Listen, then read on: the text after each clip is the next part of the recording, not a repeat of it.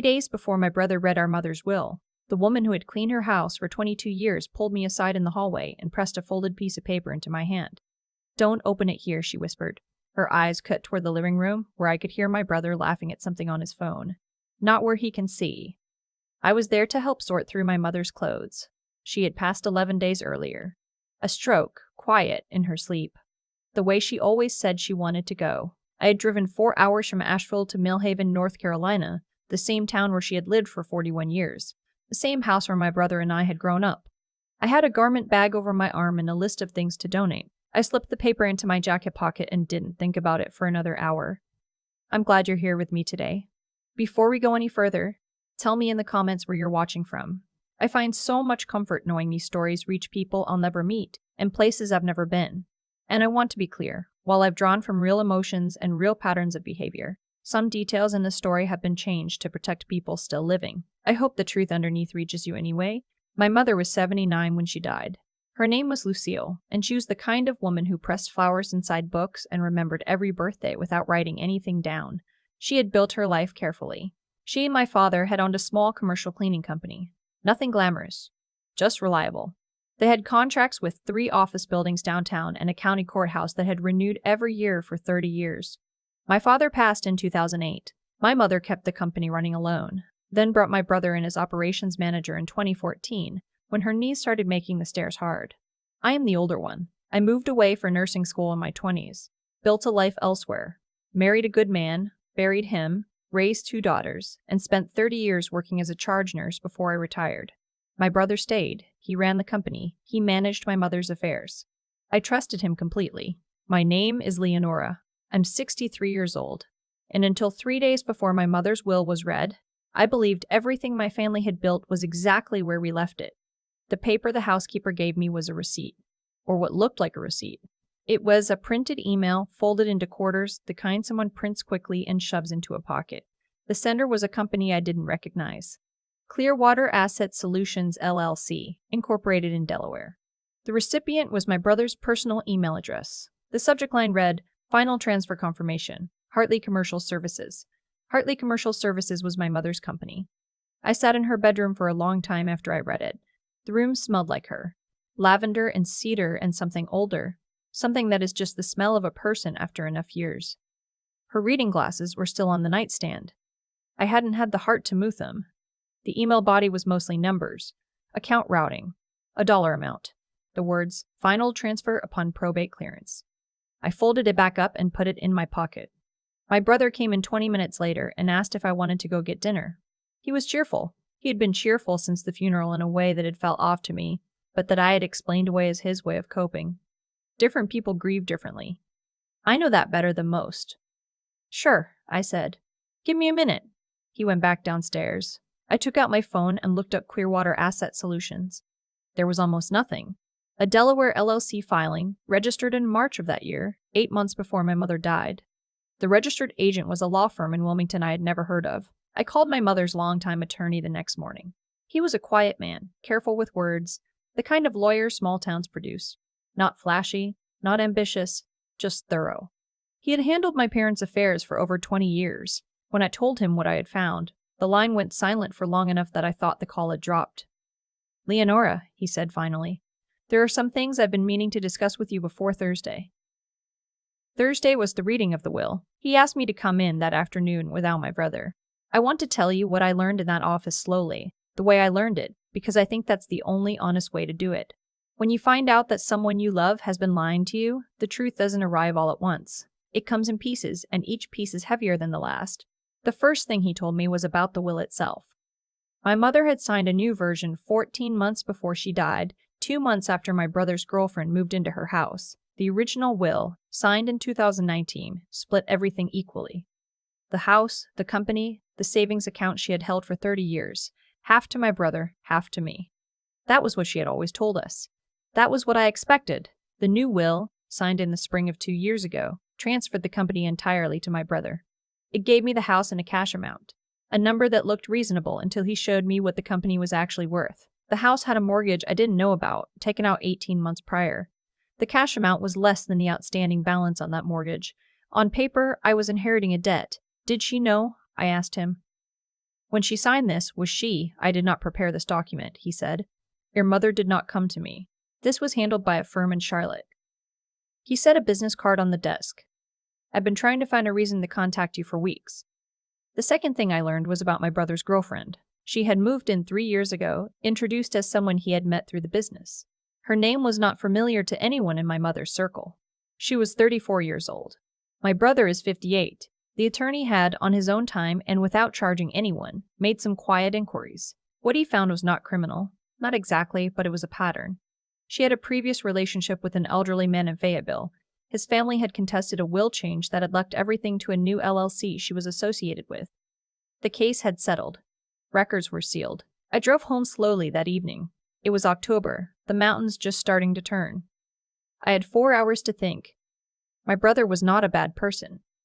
I need you to understand that I still believe this. He was a man who had spent his whole life in that town, in that company, in our mother's orbit. He had not married. He had not built much outside the family. And then someone had seen that, had seen the loneliness and the resentment that builds quietly in a person who stays, and she had used it. But he had still signed the documents. He had still let our mother sign a new will without telling me.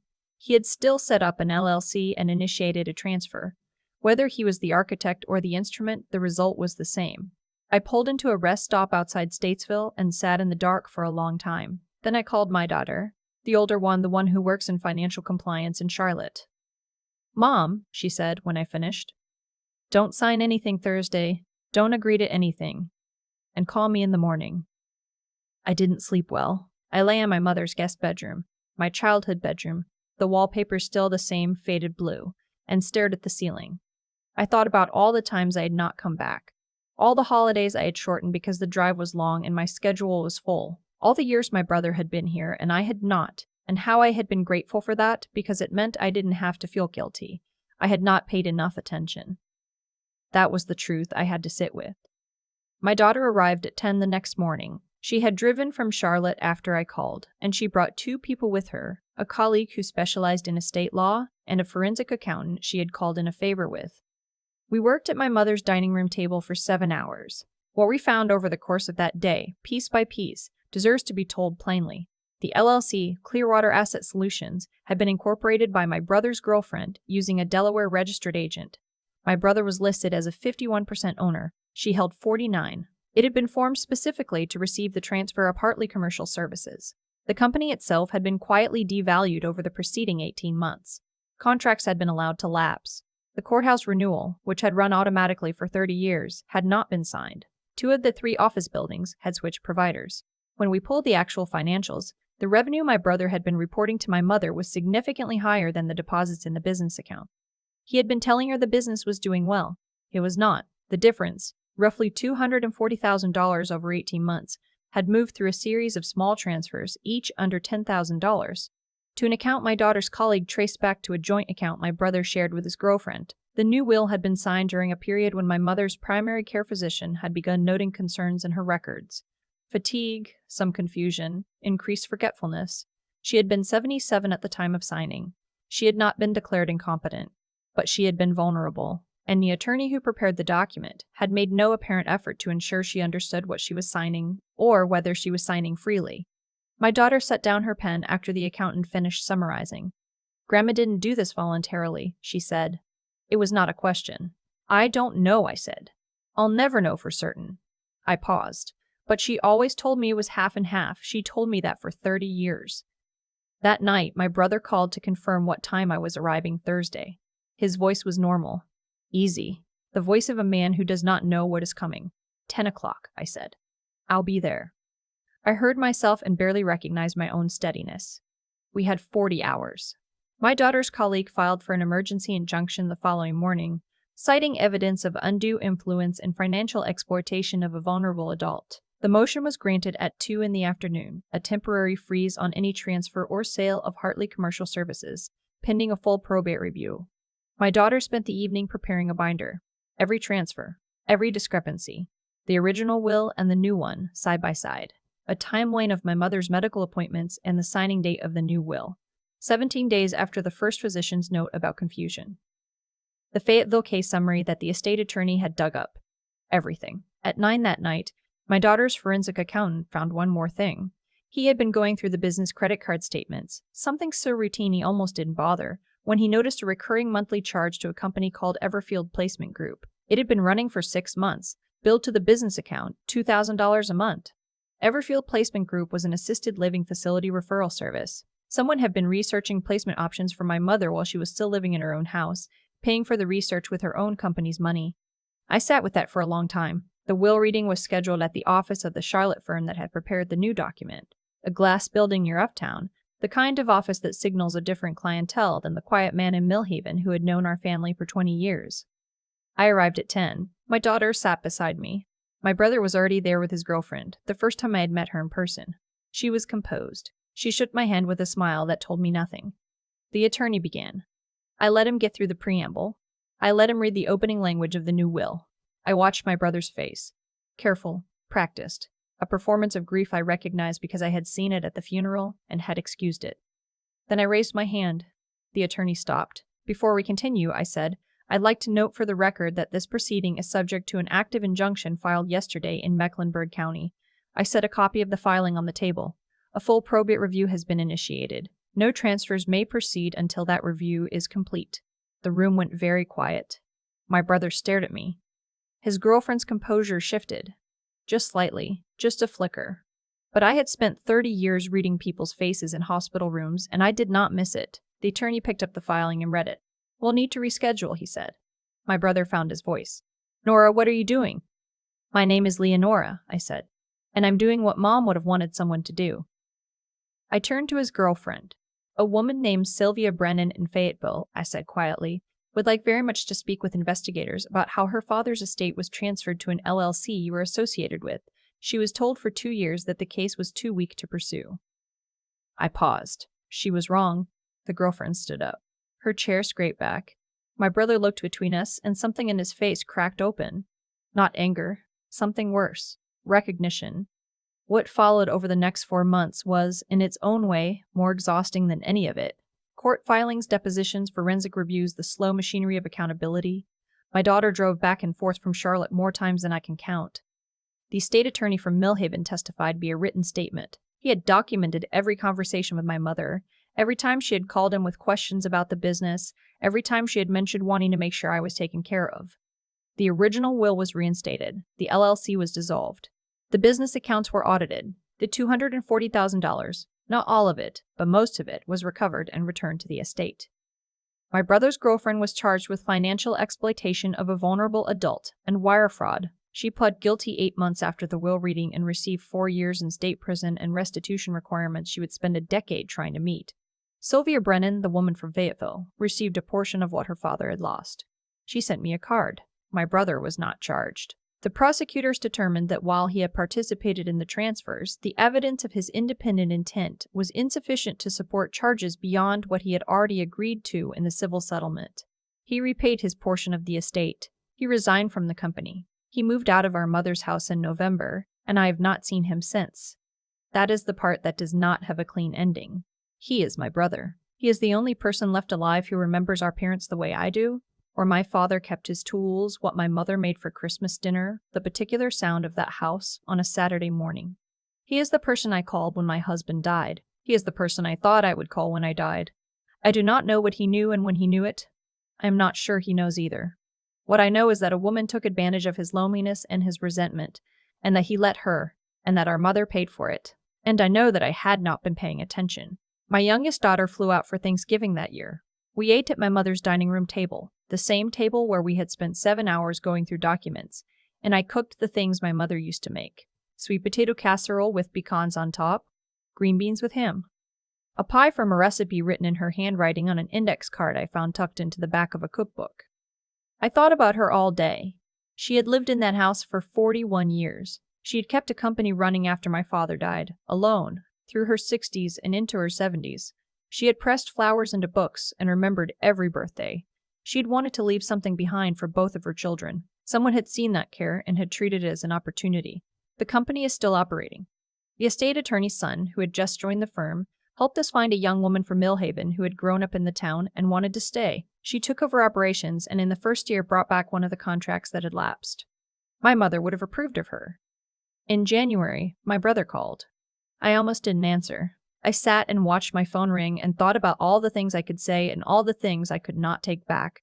I answered. He didn't say much. He said he was sorry. He said he had been in therapy since October. He said he didn't expect anything from me. He said he just needed me to know. I told him I wasn't ready. He said okay. We haven't spoken since, but the call is still there.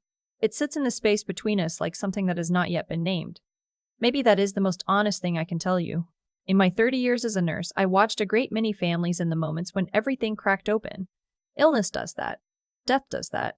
It removes the careful arrangements people make, the polite distances, the unspoken agreements, and shows you what was underneath. What I found underneath my family was not what I expected. I found my brother's loneliness, which I had not seen because I had not been looking.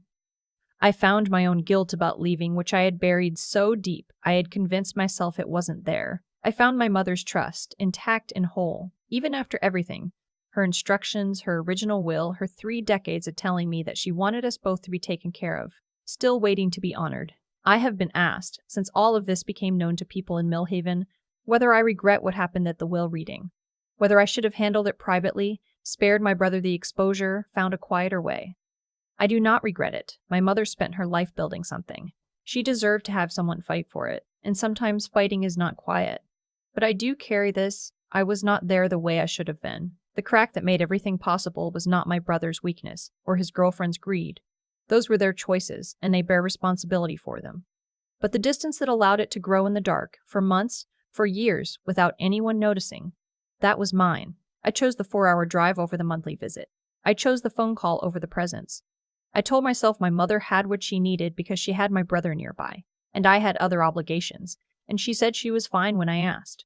She always said she was fine. I think about the Everfield Placement Group charge, $2,000 a month per 6 months, paid out of her own company to research where to put her, and she had no idea. She was living in her house, tending her garden, not knowing that arrangements were being made. I think about how alone she must have been in those last years, in ways she would never have told me. If you are watching this and you have a parent who says they are fine, please hear me. Go anyway. Call more than you think you need to. Show up without an occasion. Ask the questions that are uncomfortable. Look at the documents. Know the people and their lives. You cannot get the time back. I know this better than most. But you can choose right now how much time is left. In March, I drove back to Millhaven and spent a week in my mother's house. I was supposed to be going through the last of her things, but mostly I just stayed. I sat in her kitchen in the mornings with coffee and watched the light come in. I read the books on her shelves. I found the pressed flowers, decades of them, tucked into novels and cookbooks and a Bible worn soft at the spine. She had pressed them since she was a young woman. She never told me why. I think she just wanted to hold on to things. On the last day, I went out to the yard and sat under the oak tree she had planted when my brother was born, 58 years ago. It is enormous now. She used to say she planted it so there would always be shade for whoever needed it. I sat there for a long time. I didn't talk to her the way some people do. I just sat in her shade and let myself miss her. When I drove out of Millhaven that Sunday afternoon, I stopped at the cemetery and left sweet potato flowers, the little yellow ones that she always grew along the back fence. I don't know what they're actually called. She just called them that. My phone buzzed as I pulled onto the highway. It was my brother's number. I didn't answer, but I didn't delete it either. Some doors, I'm learning, don't have to be slammed or thrown open. They can just stay, unlocked, unresolved, neither closed nor fully open, while you figure out who you are on the other side of everything. I am still figuring that out. If this story stayed with you, if it made you think about a parent or a sibling or a door of your own, I'd be grateful if you stayed and told me about it. And I'd ask you honestly, if you had been sitting at that table on Thursday morning with everything we had found in 40 hours, would you have stopped the reading? Or would you have found a way to let it go quietly, to protect what was left? I know what I chose, but I think about the other choice too, more than I expected to. Thank you for walking this whole way with me. I have thought a lot about the word housekeeper since all of this happened. It sounds like such a small word for what that woman was in my mother's life. 22 years of showing up, of noticing, of caring enough to press a piece of paper into a stranger's hand, because she did not know what else to do. She could not have known what that paper would set in motion. She just knew something was wrong and she chose not to look away. That choice saved everything. What I have come to understand slowly over the months since the will reading is that the consequences we experience in life are almost never sudden. They are the accumulated result of smaller choices, made over years by multiple people, including ourselves. My brother did not wake up one morning and decide to betray our family. He made small choices, quietly, over a long time. He let someone in who should not have been there. He signed things he should have questioned. He stayed silent when silence was the easier path. Each of those choices was small. Together, they nearly destroyed what our mother spent her life building. And I had made my own small choices. I had driven away instead of staying. I had accepted fine as a complete answer. I had been grateful that someone else was handling things so that I did not have to. Those choices, too, accumulated. The distance I kept was not accidental. It was convenient. And convenience, I have learned, is where negligence hides. There is something I want to say about what I mean by moral courage. Not the dramatic kind. Not standing at a podium with a projection screen, but the quiet kind. The kind that looks like answering a phone call when you would rather not. Like asking a question when the answer might be uncomfortable. Like paying attention to a person's life, even when that life seems to be running smoothly without you. That is the kind of courage I failed to practice for too long. And by the time I was called to practice the louder version, it was only because I had neglected the quieter one for years. My mother, Lucille, was a woman of extraordinary quiet intelligence. She pressed flowers into books. She remembered every birthday without writing anything down. She built a company after my father died and kept it standing through her 70s. She was not the kind of woman who asked for help. She said she was fine right up until she wasn't. And I believed her, because believing her was easier than looking closely enough to see otherwise. What I carry now is not guilt exactly. Guilt is about what you did. What I carry is more like understanding, a clear-eyed acknowledgement of the part I played in creating the conditions that allowed this to happen. That understanding does not excuse anyone else. My brother made his choices. His girlfriend made hers. But I made mine too, and living honestly means owning that. The woman from Fayetteville, Sylvia, sent me a card after the settlement. 4 lines, handwritten. She said she had fought for 2 years and been told it was hopeless. She said she was glad someone else had seen what she saw and refused to let it go. I keep that card in my mother's cookbook, pressed flat beside the sweet potato casserole recipe. I think what we owe each other in families and in life is attention, real attention, the kind that costs something, that requires us to show up when it is inconvenient, to ask questions when the answers might be hard, to notice when something is wrong even if noticing means we can no longer look away. That is not a religious principle. It is just what it means to take other people seriously. The oak tree my mother planted 58 years ago is still standing in the yard. I plan to go back in the summer and sit under it again. I don't have anything in particular to say. I just want to be there. I want to practice the thing I should have practiced all along. Choose presence. Before you need to.